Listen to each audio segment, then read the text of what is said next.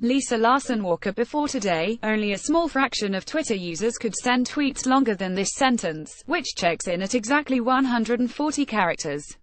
Starting now, however, Twitter is raising the character limit for all users in most languages not including Japanese, Korean, and Chinese to 280 characters. That means you'll be able to send tweets that are precisely the length of this paragraph. A little wordy, right? In loosening the character constraint that has long defined it, Twitter risks sacrificing part of what makes it unique. In a time of information overload, the platform's enforced brevity forced users to get right to the point. Some writers joked that the 140-character limit was the best editor they'd ever had. But the company makes a persuasive case that the change is for the best. In short, people like it. The move to 280 comes less than 2 months after Twitter began testing the new limit on a small percentage of Twitter accounts. Twitter says that research quickly confirmed its three-part hypothesis. It led to fewer people bumping up against the character limit. It boosted user engagement and satisfaction. It did not lead to substantially longer tweets overall. The first finding should not come as much of a surprise. With more characters to play with, users were more often able to say what they wanted to say without having to edit.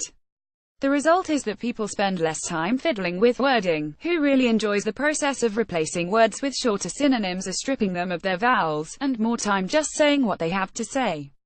It's great that some writers found the constraint useful, but the average social media user doesn't want to be Emily Dickinson or E. Cummings.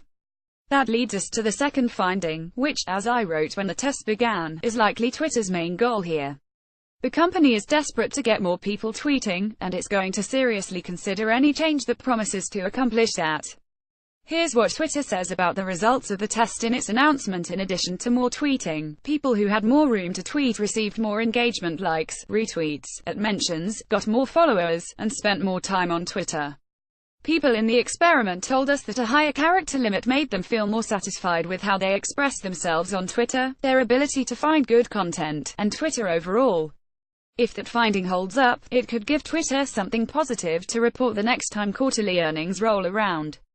Finally, there's the third finding, which is that people with a 280-character limit don't actually tweet much longer, in most cases, than those confined to 140.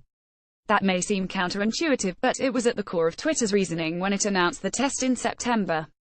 It had noticed that people using Twitter in languages such as Japanese, where you can express more in 140 characters than you can in English, simply didn't need their full allotment in most cases.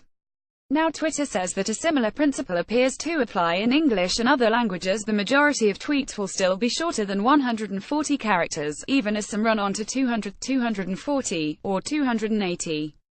You can see the change in distribution in the chart below. Twitter that could be partly because we've already been conditioned to keep tweets brief. It's conceivable that, over time, the ethic of brevity will erode, and tweets will sprawl in length.